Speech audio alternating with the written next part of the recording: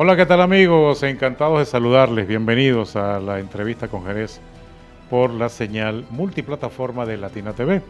Recuerden que estamos conectados, canal abierto, señal abierta, canal 45 y el resto de el sistema de cable operadoras de la región. Además, nuestro canal YouTube, Latina Medios, por streaming. Ahí está esta entrevista que vamos a realizar hoy y las anteriores las pueden conseguir a través del canal YouTube de Latina Medios. Por la aplicación app o Play Store puede instalar también la aplicación de Latina Medios y conectados por supuesto a nuestras redes sociales. Hoy tenemos una entrevista muy especial. Procuramos buscar la opinión técnica, el análisis técnico. Hay un antes, un durante y un después de esto que ocurrió el 24 de junio, día de la batalla de Carabobo. Ese día el país después de las 6:04 de la tarde, se colocó en otra batalla. Recordábamos la gesta histórica de la batalla de Carabobo. ¿Qué ocurría antes de las 6:04 de la tarde? Comenzaba Brasil. ¿Contra qué país jugaba? Brasil. Se enfrentaba ese día Brasil contra ¿qué país? Contra Japón. Un país sísmico además. Altamente sísmico, con un desarrollo tecnológico constructivo impresionante a raíz de la experiencia sísmica. Pero ¿qué ocurría antes de esa hora? Con esos 39 segundos de uno que partió con el otro, el doblete sísmico que dejó esta profunda tragedia.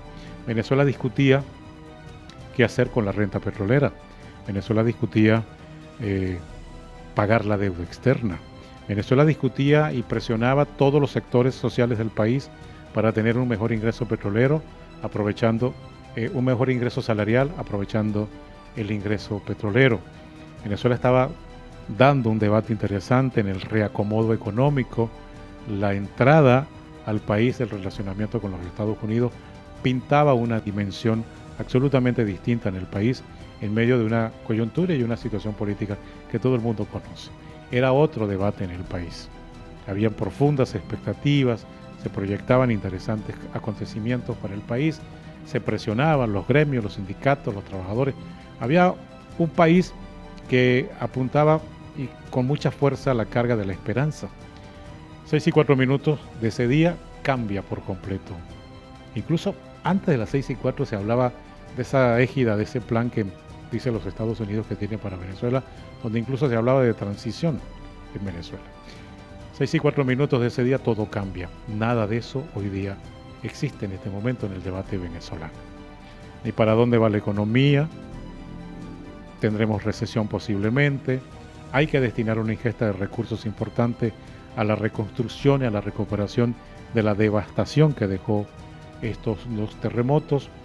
Hay ahora una consideración de carácter internacional por razones sanitarias, calamitosas, humanitarias, que le propone al país una agenda distinta, un debate distinto, en el que nos hemos ocupado, los medios, la ciudadanía con su impresionante solidaridad, avasallante solidaridad que se ha desarrollado, el trabajo propio de las organizaciones locales, nacionales y la llegada al país de mucha visita internacional que vino a ayudar, rescatistas de distintas organizaciones del mundo que han venido. Incluso llegaron a Venezuela rescatistas de países en las que no hay ni la más mínima relación diplomática, ni política, ni verbal, ni de nada, y están aquí en Venezuela ayudando. Eso plantea muchos escenarios. Sin embargo, en la reconstrucción de ese país que todos de alguna manera ya comenzamos a pensar para dónde ir, tenemos que saber si aprendimos la lección. Venezuela es un país sísmico, siempre lo ha sido.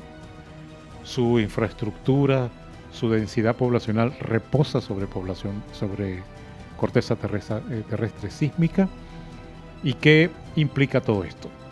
Implica que aquí hay que desempolvar con fuerza y con reconocimiento a quienes conocen de la materia, a los especialistas, a los que han investigado, a los que se han formado, a los que han desarrollado carrera profesional para entender lo que pasó y para tratar de plantear alternativas que nos permita subsistir en futuros movimientos, porque se va a seguir moviendo la Tierra. Lo que no sabemos es cuándo. Pero todo lo que está ocurriendo y todo lo que se está haciendo no va a dejar el país de ser sísmico. Lo somos. ¿Qué hacer?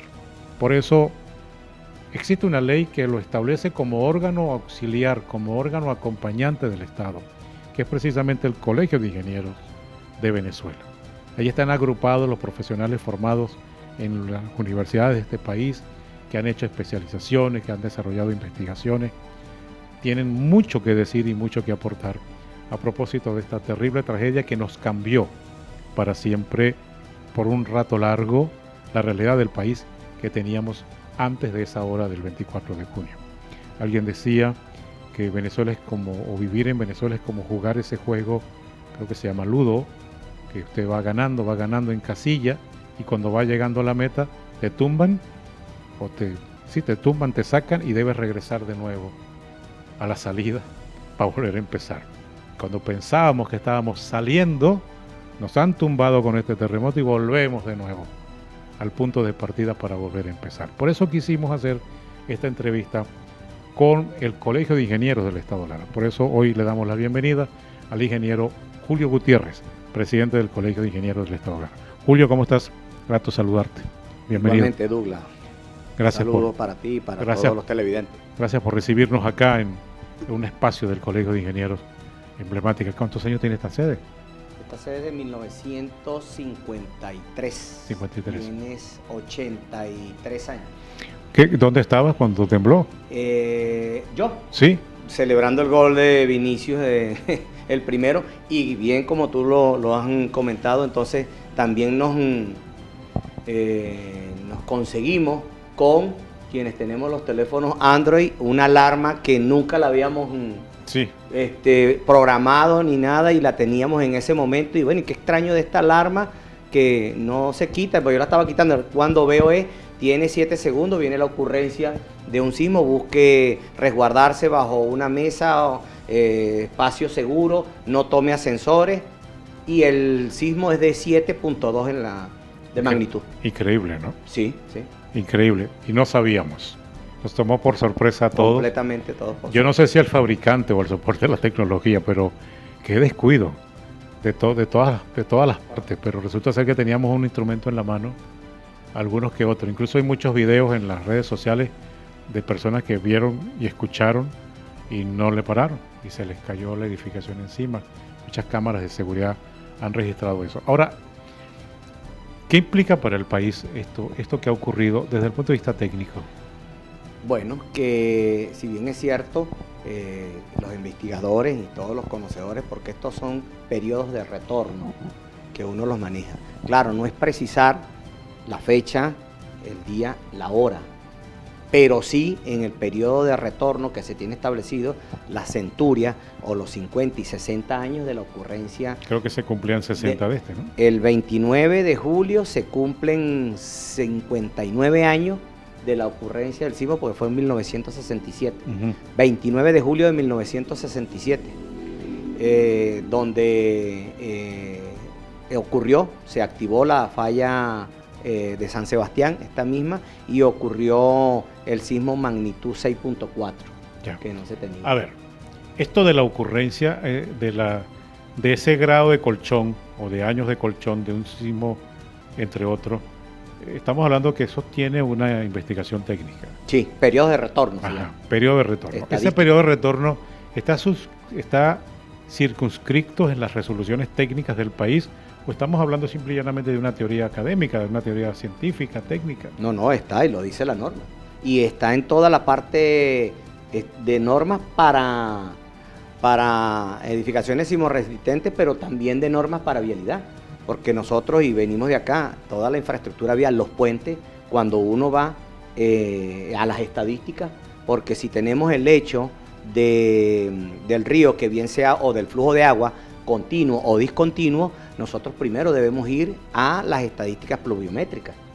Y esas estadísticas pluviométricas te vienen dando desde que se toman, cuando vienen los periodos de centuria, que ocurren los picos de los niveles de milímetros por metro cuadrado de agua que han caído, y entonces ves cómo se repite en cada cierto tiempo de año, 25, 50 y 100. Entonces esos periodos de vaguada y de todo son datos estadísticos que uno muy tiene bien. que manejar. ¿Qué se hacen con esos datos? ¿Qué se resuelve con eso? ¿En qué nos favorece? Información.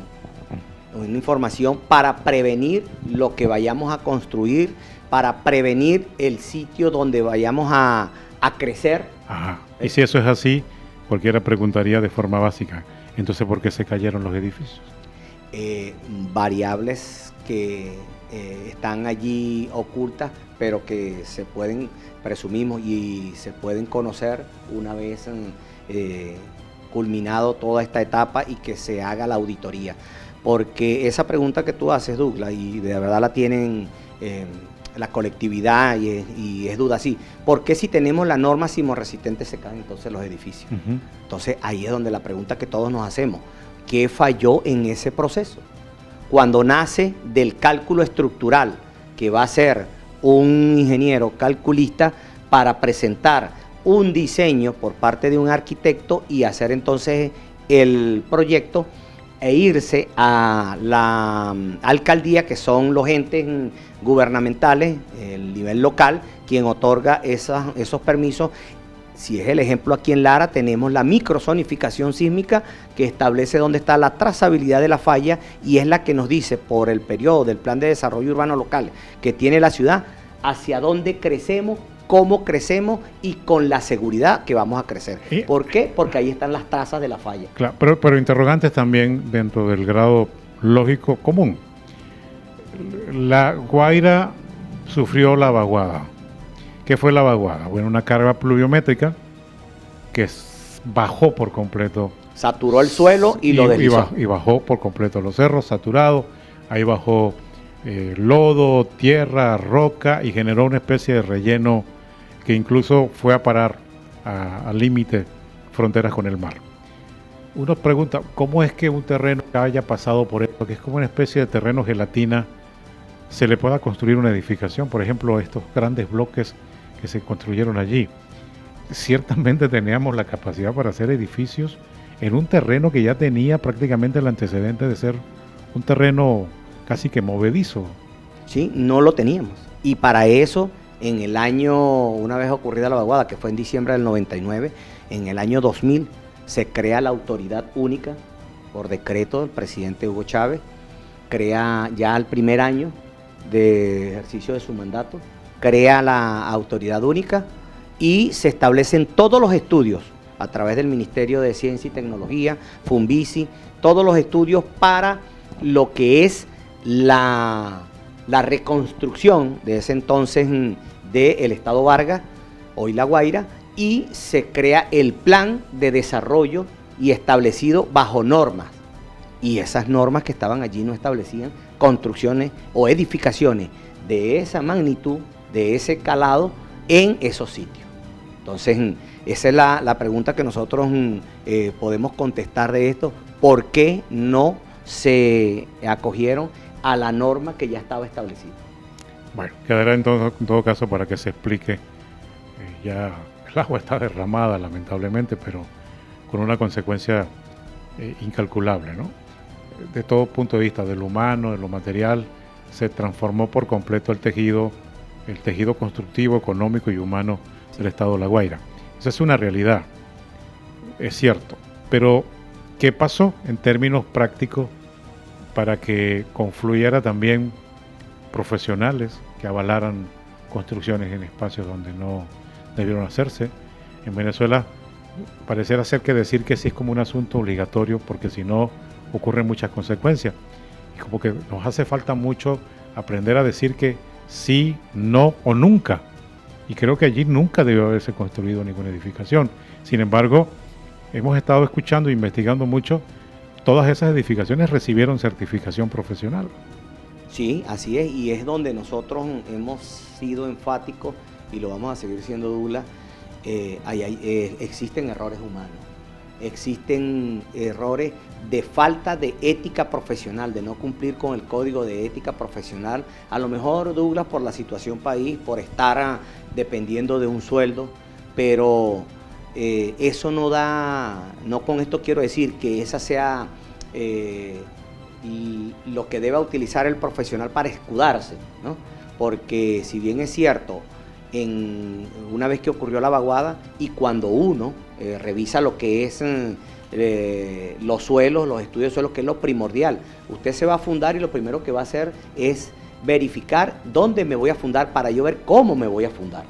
Y eso, si esos son suelos que de por sí, antes de la vaguada, eran suelos arenosos, con ciertos espesores de sedimento compactados por los años que tenía de la creación del litoral central, de esa zona del estado de La Guaira, entonces que venga desde el año 99, desde el 2000, o sea, ponte que esas construcciones puedan haber tenido 15 años, o sea, entonces del 2000 al 2007, o sea, 7 años, donde esos espesores aumentaron y no fueron compactados de una manera, sino naturalmente, y en ese corto de tiempo que lo conocíamos. Entonces, ¿por qué fundarnos allí de esa magnitud y no tener ni siquiera cumplir con lo que es los suelos arenosos y el agua que está a nivel freático cerca? Entonces, todo eso hay que evaluarlo. Pasó la tragedia, se cayeron estos edificios, muchas suposiciones, muchas hipótesis, y es lo que acabas de decir. Pero vamos a hacer una pausa y al regreso ocurrió el doblete sismo. ¿Qué explicación hasta ahora han recogido ustedes desde el punto de vista geológico para saber por qué fue a parar el impacto incluso hasta la sabana, hasta todo lo que es Naiguatá, Chuspa, Chichiriviche de la Costa, Charayaca, que incluso se le cayó su infraestructura educativa? Vamos a hacer, por favor, una pausa y al regreso, en la entrevista con Jerez, el presidente del Colegio de Ingenieros del Estado Lara, el ingeniero Julio Gutiérrez. Ya venimos.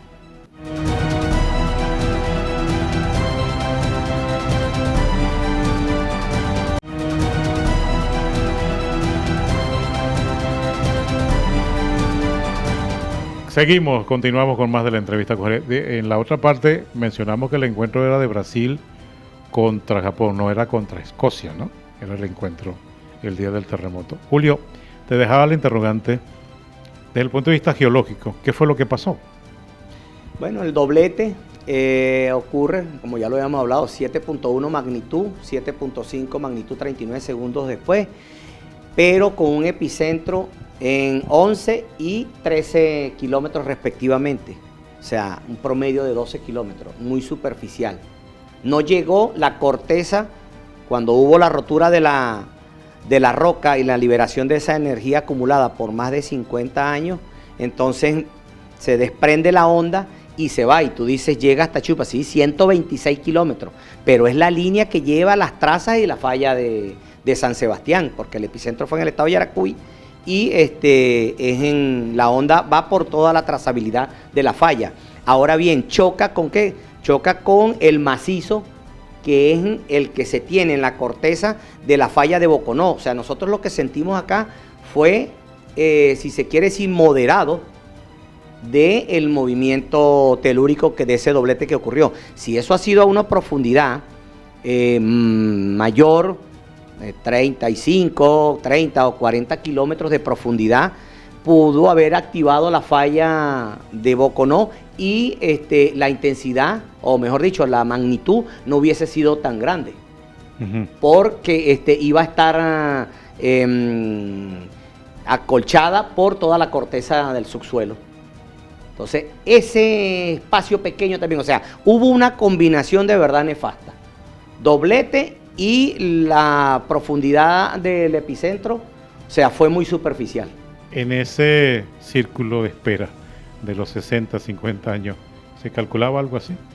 No se tenía cálculo porque, como te digo, o sea, eso es impredecible y en magnitud más, porque recuérdense que hay dos tipos de medición del sismo, magnitud e intensidad.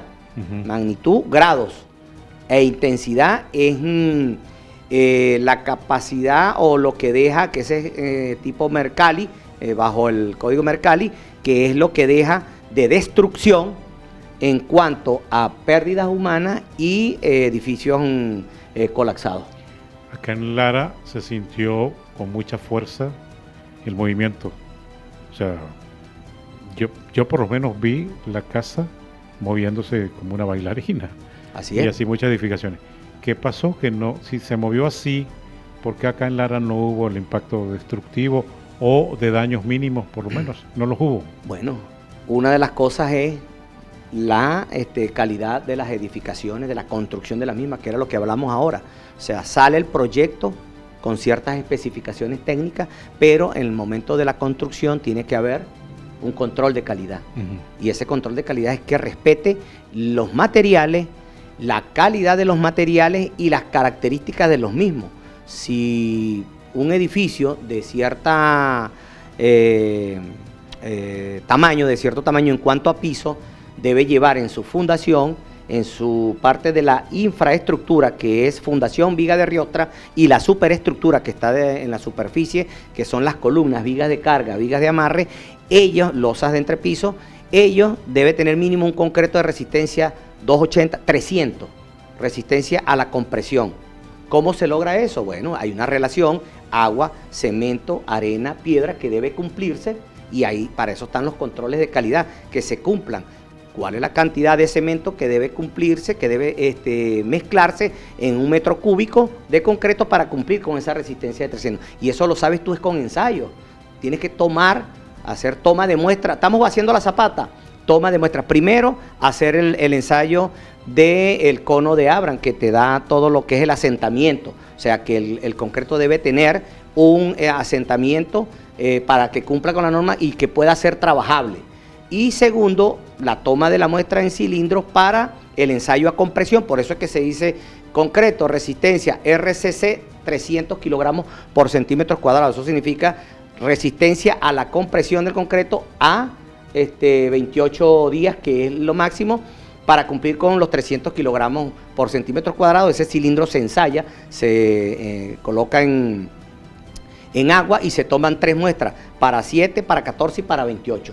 Ya cuando tú le haces para 7 días, ya ahí tú proyectas y puedes seguir trabajando, y el de 14 y el de 28 te va a dar lo que es la relación. Pero eso lo conoces tú, es ensayando, igual que el acero. Un acero 4200 para la resistencia a la flexión, que es un acero puro, que viene, lo teníamos nosotros aquí en Sidor, de esas briquetas de acero puro, y que venía entonces en cabilla para lo que es el trabajo del concreto armado. Trabaja a flexo-compresión.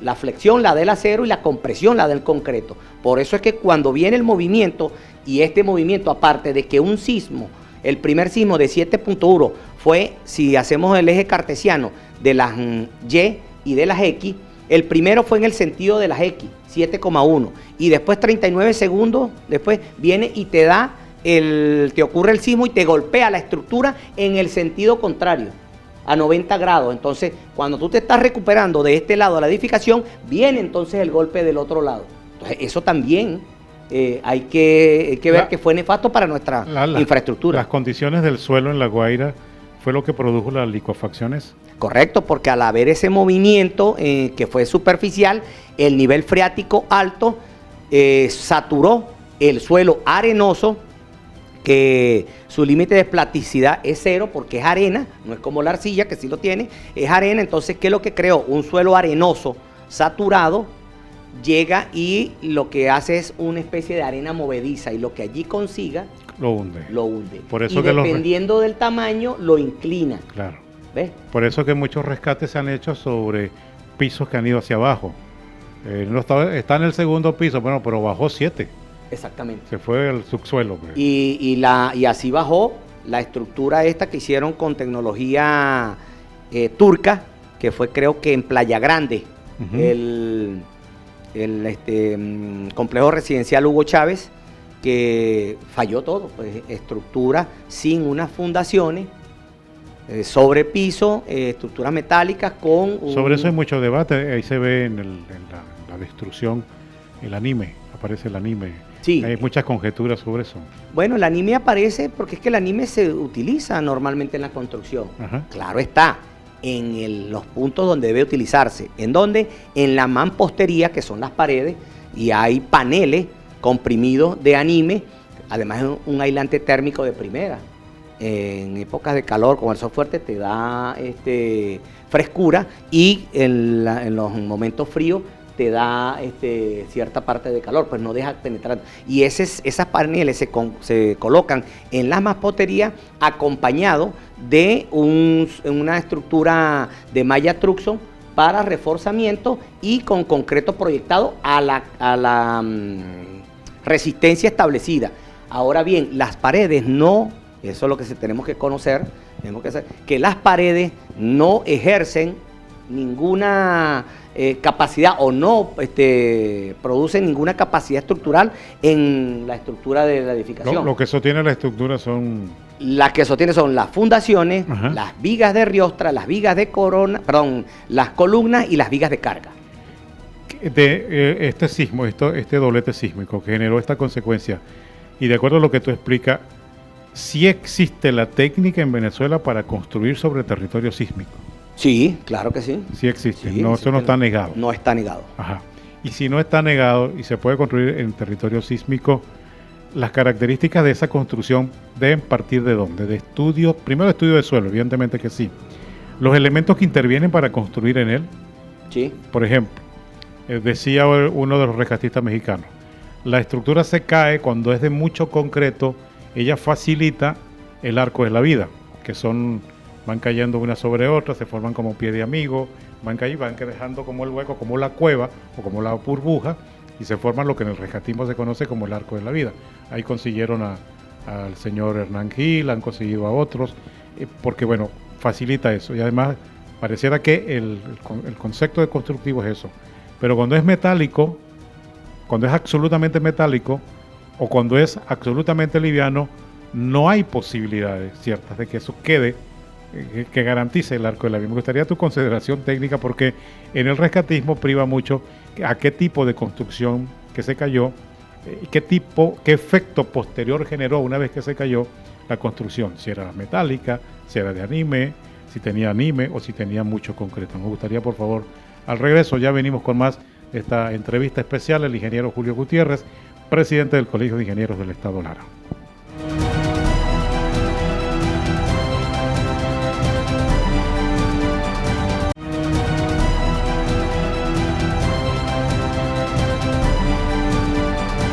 Seguimos con más, conversando con el ingeniero Julio Gutiérrez, presidente del Colegio de Ingenieros del Estado Lara. Julio, siempre todas estas cosas derivan un aprendizaje, tiene que derivar un aprendizaje. ¿Qué toca hacer? En lo técnico, en lo educativo, en lo preventivo.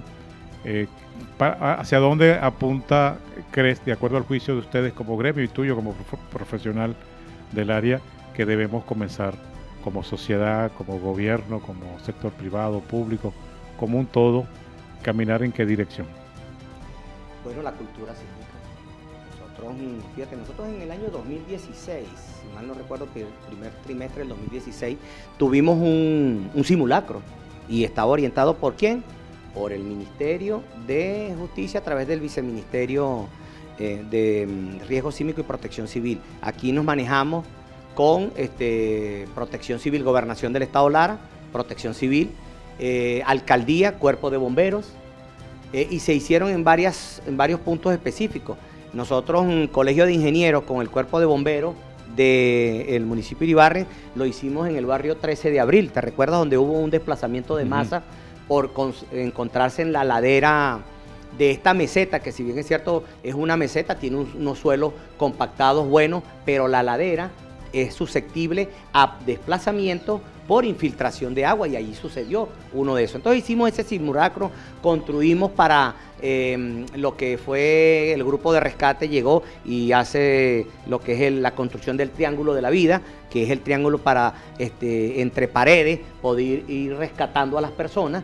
Entonces hicimos todo ese simulacro y se orientó. Ahora bien, nosotros en esas conversaciones que teníamos con para ese entonces era teniente, el ingeniero Luis Abarca Collante, que hoy él es ingeniero, es teniente coronel y es bombero retirado, oficial del bombero retirado, pero él es el presidente de la comisión de prevención y riesgo sísmico del Colegio de Ingenieros en el Estado Lara, y es lo que nosotros vamos a llegar a las escuelas y primero a las comunidades, porque él tenía preocupación y él siempre nos decía que cuando ellos estaban en el Cuerpo Bombero de Iribarren, iban a las comunidades, ponte, donde había 600 personas, entonces 20 eran los que acudían a recibir esa charla de protección civil, de cómo acudir o a dónde ir al momento de la ocurrencia de un evento sísmico, crear esa cultura. Entonces eso tenemos nosotros que rescatarlo y es donde nosotros de ahora en adelante pues estamos manejando con esa comisión para una vez que haya ocurrido este momento y que se hayan preparado pues y que todo esté en la normalidad, poder entonces entrar con el acompañamiento para que lleguemos ahora directamente a las escuelas y desde el nivel preescolar. ¿Cómo hacemos para evitar la dispersión institucional, orgánica, técnica que generan este tipo de tragedias? Bueno, de verdad es difícil, Douglas, pero no imposible. O sea, nosotros tenemos que seguir, o sea, insistir, no desmayar y ver que esto sea de verdad un reflejo de lo que ocurre cuando tú, teniendo todas las posibilidades, porque preparación, profesionales de altura, o sea, hubo recursos, o sea, se manejaron todos, ¿por qué no se mantuvo? Y no tanto mantener, o sea, ¿por qué no se fue cabalgando o surfeando la ola de las nuevas tecnologías y manejar? ¿Sabes qué está haciendo Japón ahorita? A todas las infraestructuras, ya Japón en todos los trenes tiene amortiguadores, y ya a todas las infraestructuras de la década después de la bomba, en Hiroshima, en Nagasaki, del 45, empezando 50, que fueron construidas, ahorita les están haciendo con la nueva técnica corte y le están colocando los amortiguadores antisísmicos. O sea, entonces, son países que se van preparando y no tienen una gota de petróleo. O sea, que nosotros por decir que porque tengamos petróleo no vamos a surgir. O sea, son países que se han manejado y han venido de desastres, cuidados y peores que el nuestro. ¿Qué significa este semáforo que están haciendo en la ciudad capital? A los edificios le están colocando un círculo rojo, uno amarillo, uno verde. ¿Qué implica? Bueno, esa es la revisión que se está haciendo y nosotros la vamos a hacer la inducción aquí el día miércoles con los especialistas. ¿Se va a hacer acá? Sí, nosotros acá, eso lo están haciendo en Caracas, claro, ya ellos comenzaron, porque recuérdate que ahí hay damnificados. Claro, claro. Entonces, los damnificados que desconocen que una afectación en las paredes, y eso se vio en Los Palos Grandes, en Chacao, en el municipio de Chacao, pero se veía, por lo menos nosotros logramos ver en algunas partes, que las vigas de carga y las columnas y los nodos, una vez que el friso voló, se veían sanos. O sea, no se veía una falla por corte, que en el momento que absorbieron la intensidad o la magnitud del sismo, volvió otra vez a su estado normal y no colapsó. Entonces, ¿qué es lo que se requiere? Que esa se pueda entonces cubrir nuevamente, la mampostería, los frisos y que la persona las habite. ¿Eso es que amarillo? Eso sería verde. Ahora, amarillo sería una que tuviera una fisura, que presentara una patología no severa, no muy severa, y que se tenga, mire, esta se puede habitar, pero hay que reparar primero y se puede mantener. ¿Y roja? Y roja es que ya colapsó, que ya lo que tiene es demolición. Cabe demolición. Cabe demolición. Eso no es rescatable. Eso no es rescatable ya. Bueno, vamos a hacer una pausa y al regreso más de este tema para que usted saque sus conclusiones acá en la entrevista con Jerez.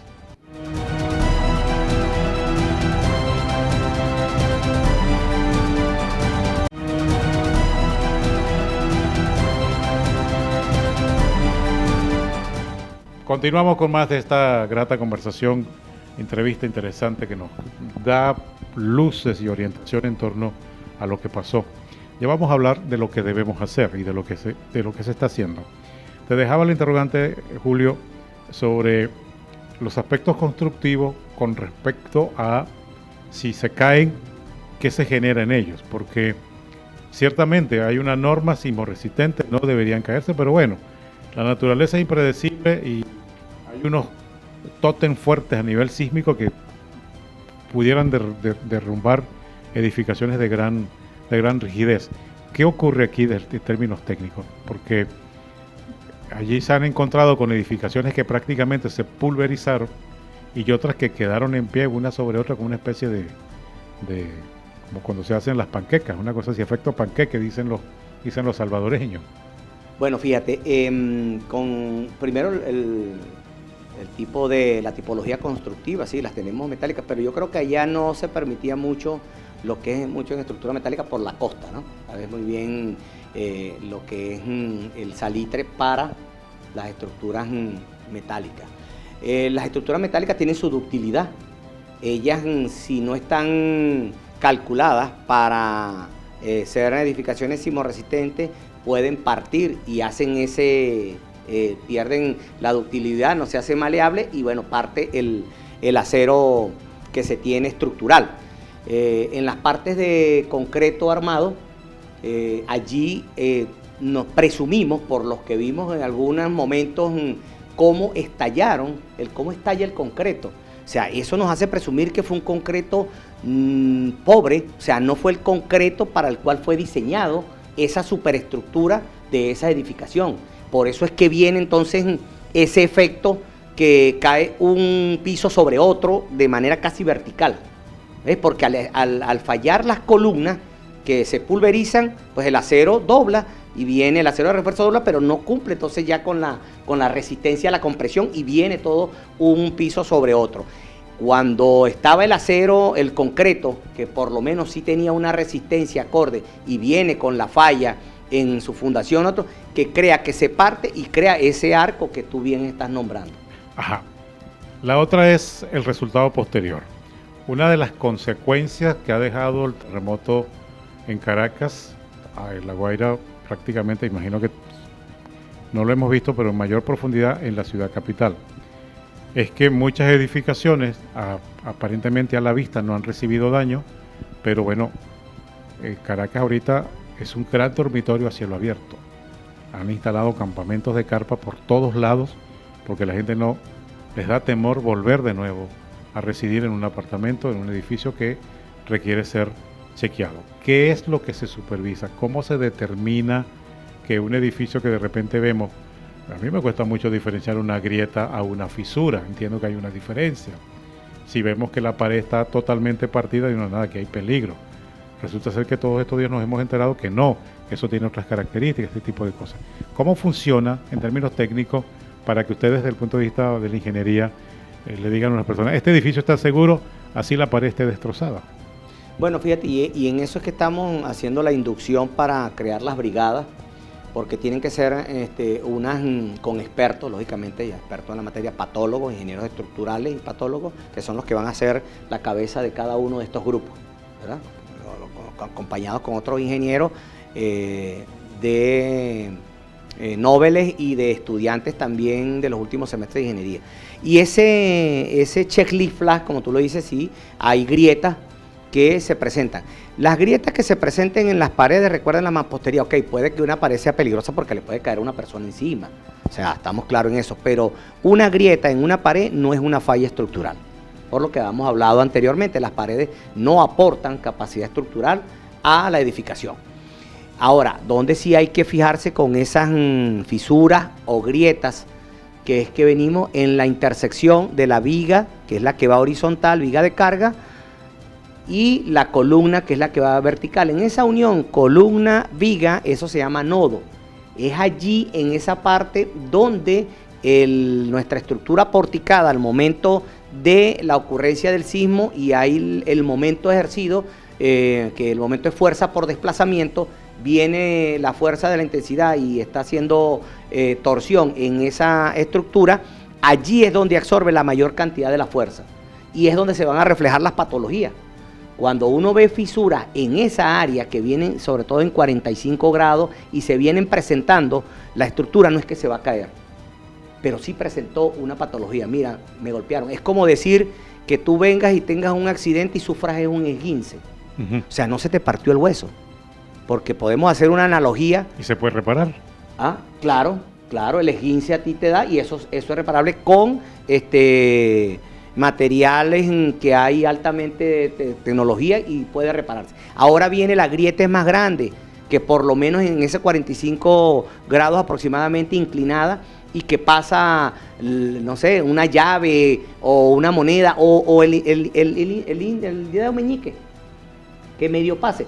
Allí sí es una patología que nosotros podemos decir severa, que en cualquier momento, no es que se va a caer, no se cayó, no se va a caer, pero en cualquier momento de una réplica, que normalmente no son normales, pues que ocurran durante días, durante semanas, hasta meses. O sea, nosotros podemos durar 3 meses sintiendo réplicas. Lo que estadísticamente sí nunca se ha visto es que la réplica sea igual o mayor a la ocurrencia del sismo. Siempre es inferior. Siempre es inferior y repetitiva. Y bueno, de la magnitud, recuérdense que aquí la gente dice, pero bueno, sí, 7.1 y 7.5, entonces recibimos un sismo de 15.6. No, eso es elevado potencialmente. O sea, si yo tengo un sismo de 6 y tengo después un sismo de 7, eso fue 10 veces mayor. Si tengo un sismo de 6 y después tuve un sismo de magnitud 6.5, fue 5 veces mayor. Entonces, así es que se maneja la magnitud de los sismos. Ahora, esas estructuras que tengan esas características, que de repente indican, no, está bien, se puede habitar, se puede reparar. ¿Quién supervisa el suelo? ¿Cómo se verifica qué pasó allá abajo? Se verifica, y lo que hay que hacer, y lo otro también previo a, porque tú comentaste algo muy importante, el edificio no se cayó, por ejemplo, allá en Caracas. No se cayó en el sismo del 67 y se mantuvo, pero ahorita sí falló. Claro, un sismo de mayor magnitud, doblete, pero es que en estos momentos de las ocurrencias de los sismos, de los edificios que quedaron con estas patologías, existe una vez para la nueva norma que debe hacerse un reforzamiento de los mismos. Ahora, mi pregunta, ¿eso se hizo? Igual que las edificaciones esenciales, nosotros tenemos aquí la microzonificación sísmica. ¿Qué estableció la microzonificación sísmica? Con el estudio del suelo, con equipos para hacer ensayos geológicos neotectónicos, que quienes están capacitados y tienen los equipos es Funvisi. Claro, le va a tocar un arduo trabajo, pues son 50 y pico mil solamente en el estado de La Guaira, y en el estado de Carabobo, en el estado de Aragua, en el estado de Yaracuy, acá en el estado de Lara. O sea, entonces, he ahí lo que hemos venido conversando, que aquí debe estar un Funvisi, una fundación de investigaciones sismológicas bien fortalecida en todo el país. Esto que ocurrió, ¿qué implica? Prácticamente es casi que obligatorio comenzar un proceso de inspección de las edificaciones de gran altura en Venezuela, ¿no? Sí, y se hizo en el año 97 en Cariaco, cuando se determinó que la falla común de las edificaciones esenciales, en este caso las escuelas, pues las edificaciones esenciales son la red hospitalaria. ¿Por qué? Porque si tú tienes un sismo y te va entonces un hospital a colapsar, entonces los heridos, ¿hacia dónde los vas a llevar? O sea, esas son las edificaciones que nunca deben colapsar.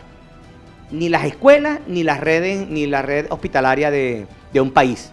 Entonces, si estamos en la parte educativa, en el 97, varias escuelas que se habían hecho de la década del 70, 80, fallaron. ¿Y en qué fallaron? Bueno, por el efecto columnas cortas, que construyeron paredes y rigidizaron a unas columnas que cuando vino el evento sísmico, la columna estaba en su altura, ya la colocaron a mitad y en eso hubo la falla estructural y se determinó que todas las estructuras de ese mismo tipo, porque las existen, si tú te das cuenta, aquí hay edificaciones escolares que llevan un mismo diseño en cada uno de los estados en el país. Entonces, esas que fallaron allá, se determinó con la microzonificación sísmica que con las que estaban en el estado Lara, específicamente en el área metropolitana, se debían comenzar con el refuerzo que estaba establecido y ya calculado y determinado por Funvisi. Se hicieron 2. FEDE, que es el ente competente para esto, estuvo haciéndolo.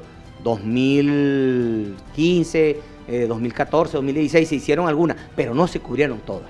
Se dejó así. Ya se dejó así.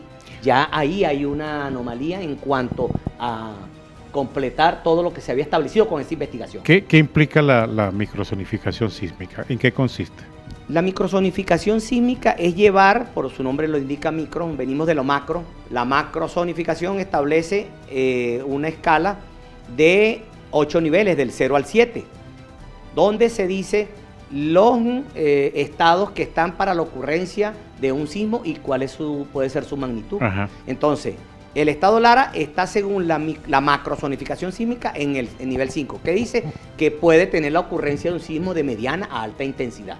Ahora viene, vamos a lo micro, entonces te da para que todo el estado Lara se utilice el espectro de diseño con la aceleración, que es la variable fundamental para modelar entonces la estructura de la cual tú vas a calcular.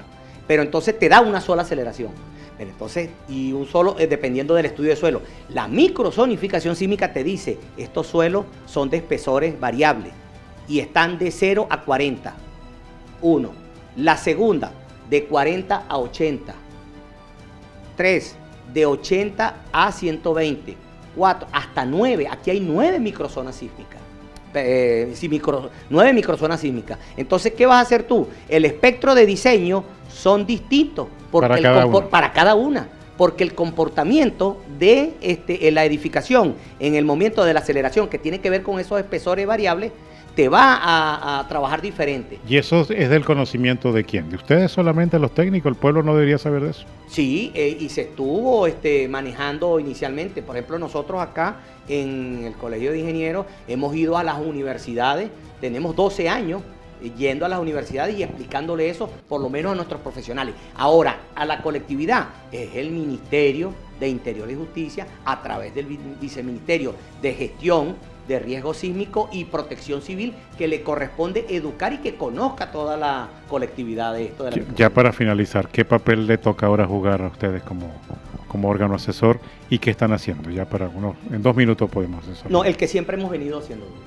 El que siempre trabajar de la mano de nuestros agremiados, de vigilar su desempeño, de coadyuvar con los niveles de gobierno nacional, regional y local, como lo establece nuestra ley, apegado siempre a la normativa y que siempre hemos estado trabajando con la moral y con la ética por delante para que nuestros agremiados sepan y entiendan la gran responsabilidad que tiene. Y aquí hago una acotación que siempre se los he dicho.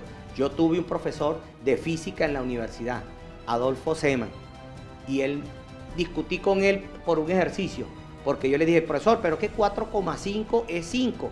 Y su ejercicio le da a usted 4,938, porque se manejaba con 3 decimales para la exactitud, buscar más exactitud. Y él me dijo, venía de argentino, pibe, usted no está cargando animales, usted está seres humanos. Y el ingeniero civil tiene que ser exacto. Y el ejercicio, usted se le corrigió nada más procedimiento. El resultado tiene que darle 4,983 porque así está calculado para que dé. No de otra manera. No de otra manera. No llevarlo. Sí.